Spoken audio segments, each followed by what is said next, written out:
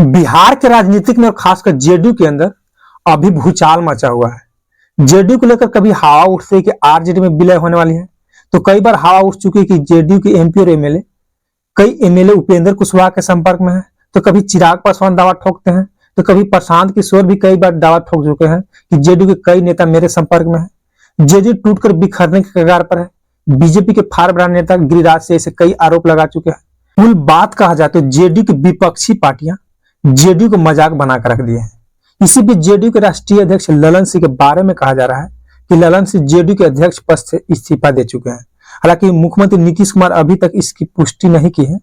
ललन सिंह अभी कई महीनों से आरजेडी से ज्यादा संपर्क में रह रहे हैं, खासकर आरजेडी के सुप्रीमो लालू यादव से और बिहार के डिप्टी सीएम तेजस्वी यादव से। इसलिए कहा जा रहा है कि ललन सिंह को आरजेडी के सुप्रीमो लालू यादव की तरफ से कोई बड़ा पद का ऑफर दिया जा रहा था। इसी कारण ललन सिंह जेडीयू के राष्ट्रीय पद से इस्तीफा देकर आरजेडी में ज्वाइन करने वाले थे। ललन सिंह पर तो यह भी आरोप लगाया जा रहा है कि ललन सिंह जेडीयू के 12 विधायकों को तोड़कर आरजेडी में शामिल करने वाले थे और तेजस्वी यादव को बिहार के मुख्यमंत्री बनाने के चक्कर में थे। लेकिन उसी बीच 12 विधायकों में से एक विधायक मुख्यमंत्री नीतीश कुमार को वफादारी देखते हुए सारा कहानी नीतीश कुमार के सामने उगल दिया। जैसे नीतीश कुमार को इस बात के और दूसरे विधायकों से भनक लगी, वैसे ही मुख्यमंत्री नीतीश कुमार अपने आवास पर जल्दीबाजी में जेडीयू के मेन नेताओं को बैठक बुलाए थे और करीब लगातार 3 घंटा तक बैठक चली।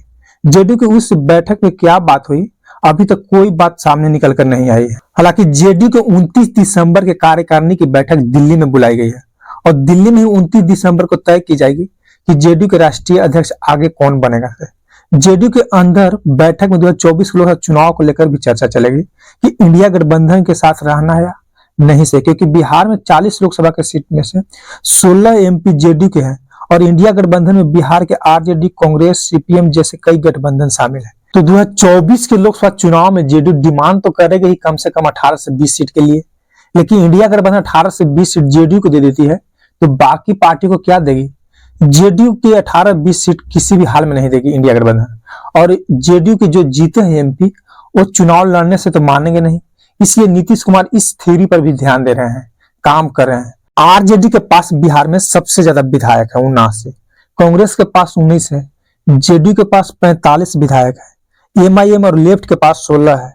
अगर ललन से जेडीयू के कम से कम 7 विधायक को तोड़कर आरजेडी में शामिल कर लेते हैं तो आरजेडी के डिप्टी सीएम तेजस्वी यादव मुख्यमंत्री की कुर्सी पर बैठ सकते हैं।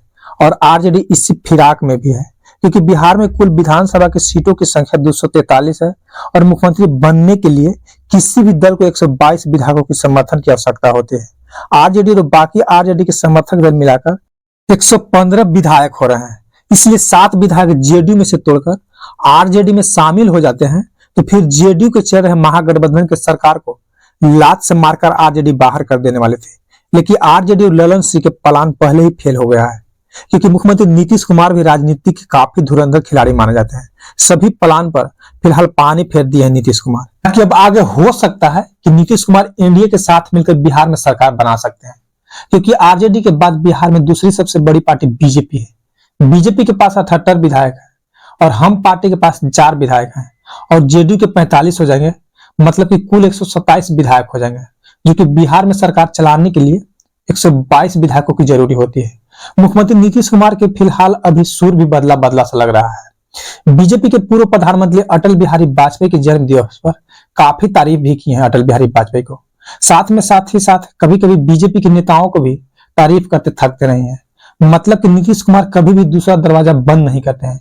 इसलिए तो कभी आरजेडी कांग्रेस के साथ गठबंधन करके मुख्यमंत्री की कुर्सी पर बैठे रहते हैं, तो कभी बीजेपी के साथ गठबंधन करके 18 साल से बिहार में मुख्यमंत्री की कुर्सी पर बैठे हैं। कहा जा रहा है कि बिहार में नीतीश कुमार एक बार फिर से पलटी मारकर बीजेपी के साथ बिहार में सरकार बना सकते हैं।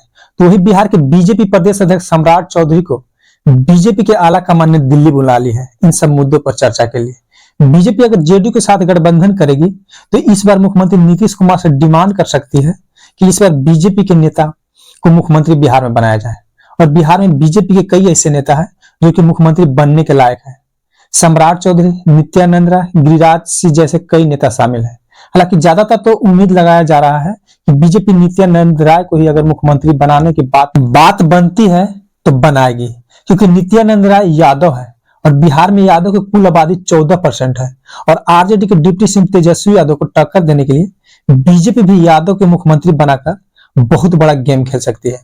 तेजस्वी यादव को यादव वोट को तोड़कर बीजेपी अपना तरफ करने की कोशिश कर ही रही है, क्योंकि मध्य प्रदेश में मोहन यादव को मुख्यमंत्री बनाकर बीजेपी बिहार और यूपी के लिए बहुत बड़ा सबक सिखाया है। यूपी के पूर्व मुख्यमंत्री अखिलेश यादव को और बिहार के पूर्व मुख्यमंत्री लालू यादव और वर्तमान